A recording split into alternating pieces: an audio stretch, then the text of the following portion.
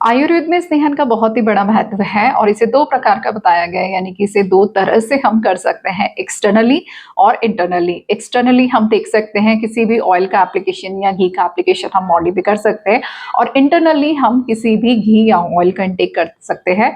लेकिन आज हम विशेषतः बात करने वाले हैं घी का स्नेहन इंटरनली हम कैसे कर सकते हैं, अभ्यंतर स्नेहन किस प्रकार से कर सकते हैं और कितना फायदेमंद ये होता है।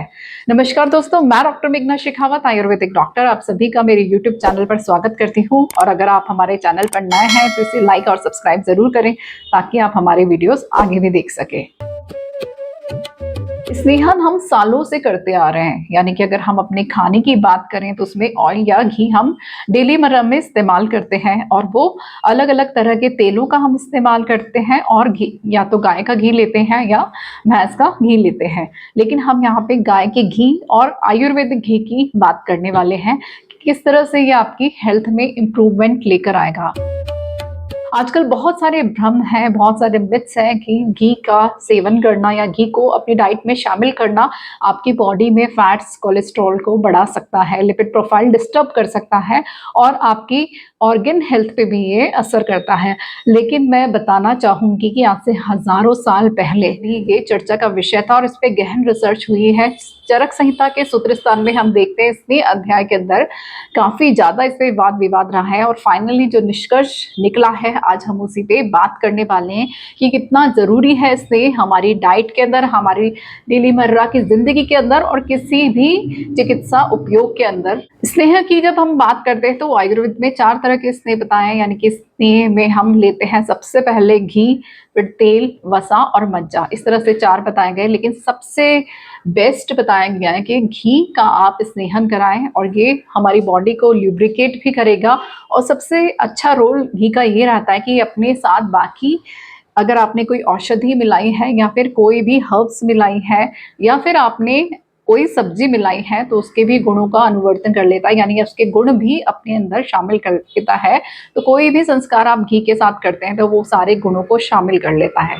देखते हैं हम किस तरह से घी का इस्तेमाल कर सकते हैं। तो आयुर्वेद में बताया गया है कि इसमें 64 प्रविचारणाएं होती हैं, यानी कि आप घी का अगर नॉर्मली इस्तेमाल करते हैं, बिना कुछ मिलाए इस्तेमाल करते हैं तो उसे अच्छपान कहा जाता है। लेकिन अगर आप इसे किसी चीज़ से कंबाइन कर देते हैं, जैसे हम हलवे की बात करते हैं या खिचड़ी की बात करते हैं, अगर वहाँ पे आपने घी को इस्तेमाल किया है तो वो प्रविचारणा यानी कि मिक्स कॉम्बिनेशन बन जाता है। और इस तरह की 64 प्रविचारणाएं आयुर्वेद में बताई गई हैं जो अलग अलग महत्व रखती हैं। तो अगर हम अच्छपान यानी कि सिर्फ घी का पान कराते हैं तो बहुत ही ज़्यादा बेनिफिशियल रहता है, और इसे खासकर हम मॉर्निंग में खाली पेट देते हैं। घी के गुणों की बात करें तो इसमें बहुत ही अच्छे गुण हैं। इसे चक्षुकामा बताया गया है, यानी आंखों की ज्योति को बढ़ाने के लिए घी के इस्तेमाल बहुत ही अच्छा बताया गया है। इसके अलावा प्रजा कामा बताया गया है, यानी जो लोग भी संतान की इच्छा रखते हैं यानी कि फैमिली प्लानिंग कर रहे हैं उनके लिए घी बहुत ही अच्छा है। ये ओज वर्धक है, यानी कि धातुओं के सार जो ओज होता है उसको बढ़ाता है, हमारी बॉडी के ग्लो को बढ़ाता है, रुक्षता खत्म करता है, यानी कि शरीर में अगर ड्राइनेस है तो उसको खत्म कर देता है। इसके अलावा ये वात और पित्त नाशक है। अगर आपकी बॉडी में वात और पित्त बढ़ गया है किसी भी रीजन से तो उनको कम करने में, उनको बैलेंस करने में ये बहुत ही अच्छा काम करता है। वातपैथिक बीमारी हो या इंडिविजुअली वात और पित्त दोनों बढ़े हुए हो तो उसके लिए बहुत ही बेहतर औषधि है। ये दाह शामक भी बताया गया है, यानी कि अगर आपकी बॉडी में किसी भी तरह का बर्निंग सेंसेशन है या स्किन बर्न हो गई है, वहाँ पे घी का इस्तेमाल बहुत ही अच्छा रहता है। विषनाशक इसे कहा गया है, यानी कि किसी भी चीज़ से आपको पॉइजनिंग हुई है, किसी भी जानवर की वजह से, या फिर आपको मेटल पॉइजनिंग हुई है, फूड पॉइजनिंग हुई है, वहाँ पे भी घी बहुत ही अच्छा काम करता है। टॉक्सिन्स को बाहर निकालता है, हमारी एनर्जी लेवल्स को इंक्रीज करता है, इसके साथ ही ये बॉडी को रिजुविनेट भी करता है और ज़्यादा लंबे जीवन जीने की अगर आप इच्छा रखते हैं तो ये दीर्घायु भी देता है। एक तरह से ये एक कंप्लीट रसायन है जिसका हम डेली मर्रा में इस्तेमाल कर सकते हैं। ये हमारी इंद्रियों को बल देता है, यानी कि हमारी बॉडी के जितने भी सेंसरी ऑर्गन्स है, इंटरनल ऑर्गन्स है, उनको भी ये एनर्जी देता है। टिश्यू लेवल पे जाके, सेलुलर लेवल पे जाके भी ये काम करता है। हमारी स्मरण शक्ति, मेधा शक्ति को बढ़ाता है, यानी कि कॉन्सेंट्रेशन पावर को इंक्रीज करता है। हमारी ब्रेन हेल्थ पे बहुत ही अच्छा काम करता है, मेमोरी पावर को इंक्रीज करता है। ये हमारी जठराग्नि यानी कि डाइजेस्टिव फायर हम इसे कह सकते हैं, उसको बल देता है और उसकी अग्नि को भी प्रज्वलित करता है, यानी कि अगर आपकी मंद अग्नि है तो उसको भी ये बेहतर बनाता है।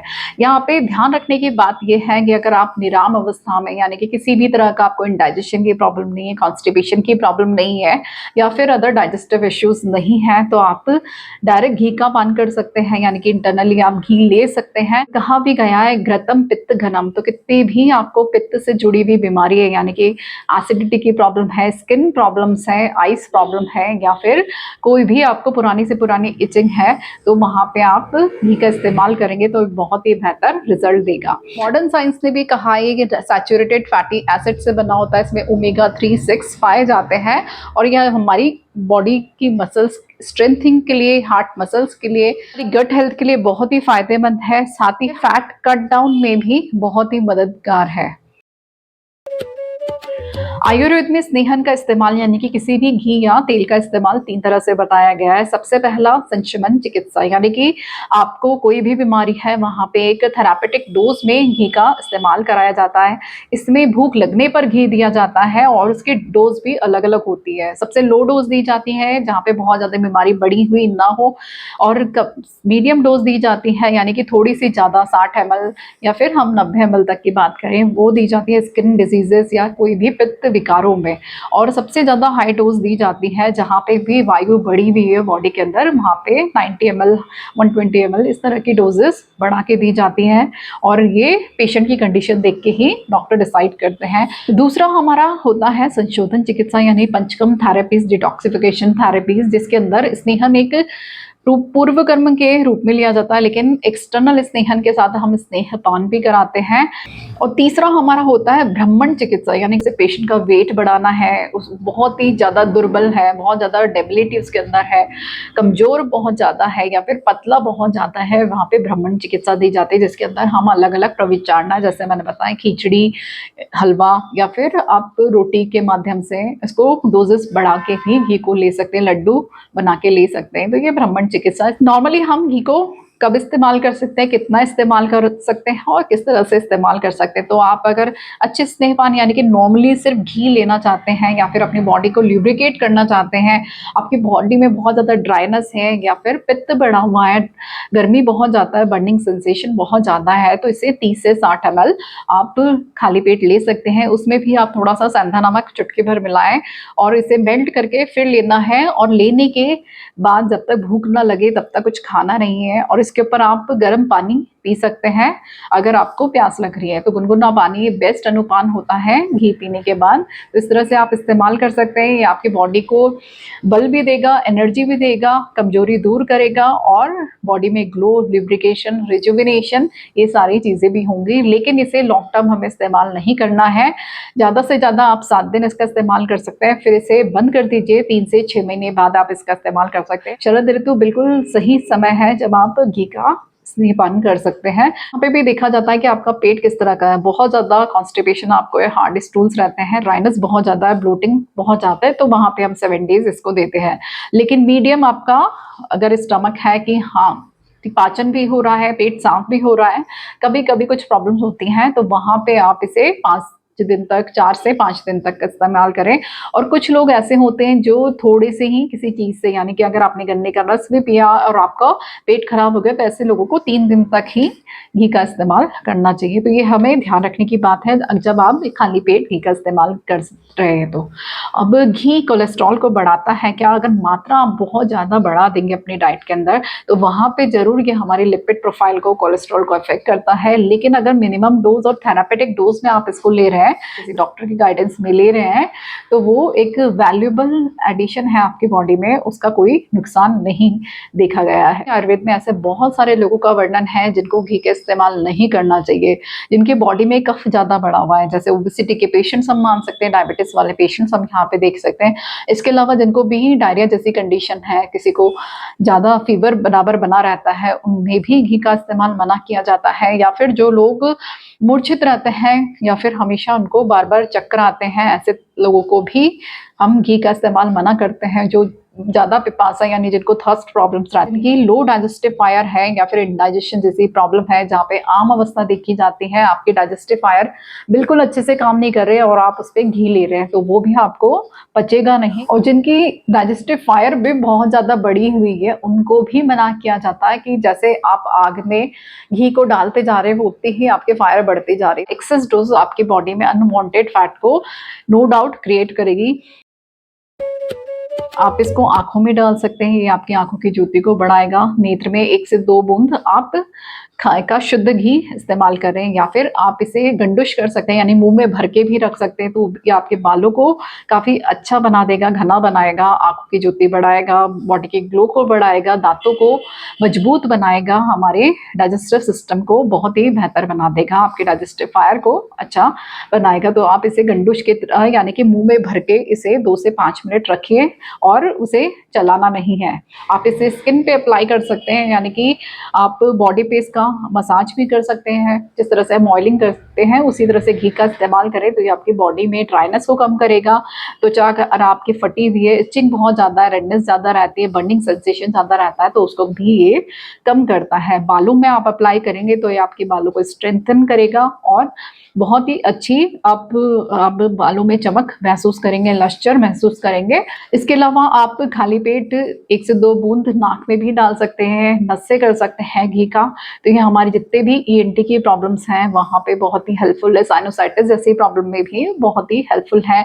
माइग्रेन किसी को पुराना है वहाँ पे भी बहुत अच्छा काम करता है। इसके साथ पैरालिटिक कंडीशंस में भी आप इसका असर देखेंगे कि बहुत ही हेल्पफुल रहता है।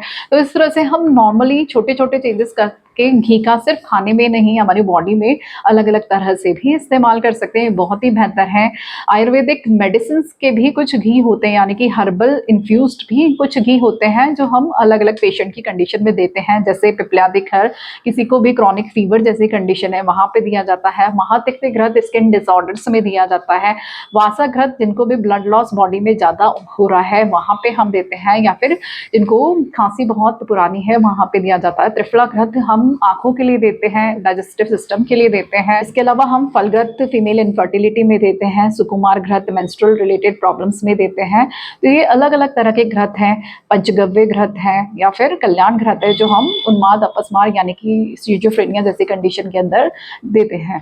तो ये बहुत अच्छे मेडिकेटेड घी हैं, लेकिन ये डॉक्टर की ऑब्जर्वेंस के अंदर थेरापेटिक डोज में ही डिसाइड किए जाते हैं, जो आपको बहुत ही प्रामाणिक रिजल्ट्स भी देते हैं। तो मेरे ख्याल से अभी तक आपने जाना होगा कि घी हमारे लिए कितना ज़रूरी है, हमारी बॉडी की स्ट्रेंथनिंग के लिए कितना ज़रूरी है, रिजुविनेशन के लिए कितना ज़रूरी है।